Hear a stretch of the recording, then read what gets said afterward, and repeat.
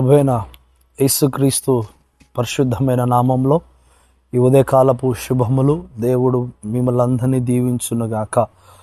ఈ వాక్యం వింటున్న మీ అందరికీ దేవుని యొక్క పేరట శుభములు కలుగునుగాక. మంచిది ప్రియమైన దేవుని బిడ్డలారా, ఈ చక్కటి ఉదయకాల సమయంలో దేవుని సన్నిధిలో ఒక చక్కటి వాగ్దానము దేవుని సన్నిధిలో ధ్యానం చేసుకోవాల్సిందిగా ప్రభు పెడబెడుతున్నాం. ఫిలిప్పీయులకు రాసిన పత్రిక 4వ అధ్యాయము 4, 5, 6 వచనములలో దేవుడు చక్కటి మాటను జ్ఞాపకం చేస్తున్నాడు.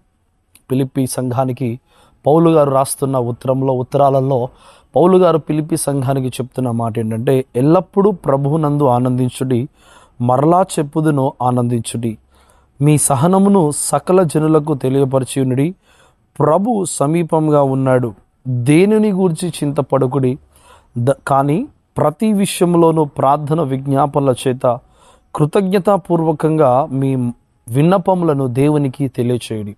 మంచిది ప్రియమైన దేవుని బిడ్డలారా, ఉదయకాల సమయంలో దేవుని మాటలు వింటున్న నీ జీవితంలో దేవుడు ఒక చక్కటి వాగ్దానాన్ని చేస్తున్నాడు. ఏమని వాగ్దానం చేస్తున్నాడంటే, ఏ విషయంలో అయితే, ఏ పరిస్థితిలో అయితే, ఏ స్థితిలో అయితే నీవు దేవుని సన్నిధిలో కలవరపడుతున్నావో, అంటే చింతిస్తున్నావో, అందుకే పౌలు గారు ఫిలిప్పీ సంఘానికి చెప్తున్న మాట ఏంటంటే, రాకడ సమీపంలో ఉంది, దేవుని ప్రజలకు సువార్తను అందించండి, మీరు దేనిని గూర్చి కూడా చింతించద్దు, ఎల్లప్పుడూ ప్రభువునందు ఆనందించుడి. నేను మరలా చెబుతును, ప్రభువునందు ఆనందించు. దేవుని సన్నిధిలో మనమందరము ఆనందించబడాలి అంటే, దేవుని సన్నిధిలో ప్రతి క్రైస్తవుడు, దేవుని మాట వింటున్న నీవు నేను దేవుని సన్నిధిలో ఆనందించబడాలి అంటే మనం ఏం చేయాలో తెలుసా? ప్రతి విషయంలో దేవునికి విజ్ఞాపన ప్రార్థన చేయాలట. నిజంగా ప్రియమైన దేవుని బిడ్డలారా, రెండోది, నువ్వు ఎప్పుడైతే నీవు ఆనందించాలి అంటే, నీ కుటుంబము ఆనందంగా ఉండాలి అంటే, నీవు ప్రభువుని కృతజ్ఞతాస్తుతులు చెల్లిస్తూ నిత్యము విజ్ఞాపన ప్రార్థన చేయాలి. రెండోది, దేవుడు చెప్తున్న మాట ఏంటంటే, చింతించకండి, చింతపడద్దు, ఏ విషయంలోకి వచ్చి అలజడపడద్దు. దేవుని వాక్యం వింటున్న ప్రియమైన సహోదరి సహోదరుడా, ఈ ఉదయకాల సమయంలో ఏ విషయంలో నువ్వైనా చింతపడుతున్నావేమో, రేపు ఏంటి పరిస్థితి, తెల్లవారైతే నా పరిస్థితి ఏంటి, నా కుటుంబ పరిస్థితి ఏంటి, అప్పుల మీదకి వస్తారా, లేకపోతే బ్యాంకులో వడ్డీ కట్టాలా, లేకపోతే అనారోగ్య పరిస్థితి ఏమవుతుంది, అయ్యో నా పరిస్థితి బాగాలేదు, ఆర్థికంగా ఇబ్బంది పడుతున్నాం, అన్ని విధాలుగా దేవుని సన్నిధిలో నువ్వు సతమవుతున్న దేవుడు ఏమంటాడు తెలుసా?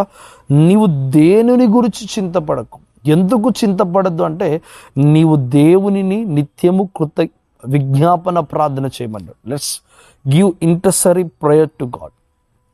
దేవునిని ఎప్పుడైతే విజ్ఞాపన ప్రార్థన చేస్తావో అప్పుడు దేవుడు ఆ కార్యమును 7వ వచనం అంటే, అప్పుడు సమస్త జ్ఞానములకు మించిన దేవుని సమాధానము యేసుక్రీస్తు వలన మీ హృదయమునకు మీ తలంపులకు కావలి ఉండెను. ఆమేన్, హల్లెలూయా. ఎప్పుడైతే దేవునిని కృతజ్ఞతాస్తుతులు చెల్లిస్తావో అప్పుడు సమస్త జ్ఞానములకు మించిన దేవుని సమాధానము మనకు కలుగుతుందట. మనకు మించిన, అంటే మన స్తోమతకు మించిన కృపను దేవుడు మనకు అనుగ్రహిస్తాడు. ఎప్పుడు అనుగ్రహిస్తాడు? మనము దేవుని యందు విజ్ఞాపన ప్రార్థన చేసినప్పుడు, దేవుని యందు నిరీక్షణ ఎదురు చూసినప్పుడు. ఆయన అంటాడు, ఎల్లప్పుడూ ప్రభునందు ఆనందించుడు. ఎందుకు ఆనందించాలి? నీ జీవితంలో విజ్ఞాపన ప్రార్థన ఉంటే నీవు ఎల్లప్పుడూ ఆనందిస్తావు. ఎందుకు ఆనందిస్తావు? నీలో ఏ చింత ఉండదు. ఒకవేళ చింత ఉన్నా, నీలో బలహీనత ఉన్నా, లేకపోతే నువ్వు బాధల్లో ఉన్నా, పరిస్థితి నీలో బాధపనయ్యో, ఎందుకు ప్రభువా నాకు ఈ పరిస్థితి, ఎందుకు ప్రభువా నాకు ఈ జీవితం, ఎందుకు ప్రభువా నాకు ఈ స్థితి, ఎందుకు ప్రభువా నాకు ఈ పరిస్థితిలో నన్ను ఒంటరిగా వదిలేసావని నీవు అనుకుంటున్నావేమో. దేవుడు ఏమో తెలుసా? నీవు విజ్ఞాపన ప్రార్థన చేస్తే నా దేవుడు అప్పుడు సమస్త జ్ఞానమునకు మించిన దేవుని సమాధానము మనకు కలగజేస్తాడు. దేవుడు నీకు సమాధానము కలగచేయబోతున్నాడు. ఈ ఉదయకాల సమయంలో దేవుని సన్నిధిలో ఎవరైతే విజ్ఞాపన ప్రార్థన చేస్తున్నారో వారందరికీ దేవుడు సమాధానమును కలగచేయబోతున్నాడు. వారందరికీ దేవుడు ఆనందమును కలగచేయబోతున్నాడు.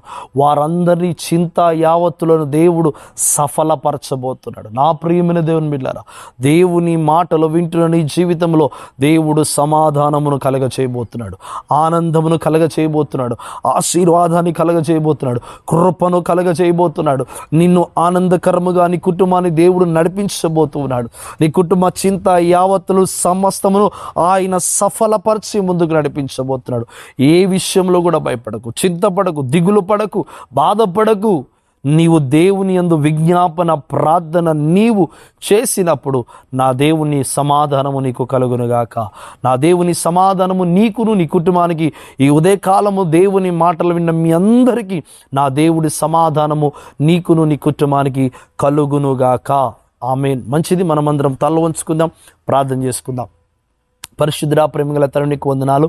ఈ చక్కటి ఉదయకాల సమయంలో ప్రభువా, నీ వాక్యం వింటున్న ప్రతి బిడ్డ జీవితంలో ఈ దినము వాగ్దానము అయా అతన్ని వింటున్న వారికి, అయా మాకును మా సంఘానికి సమకూర్చబడును గాకని ప్రార్థిస్తున్నాను ప్రభువా. సమాధానముతో మేమందరం ఉండును గాక ప్రభువా, ఆనందముతో ఉందుము గాక ప్రభువా.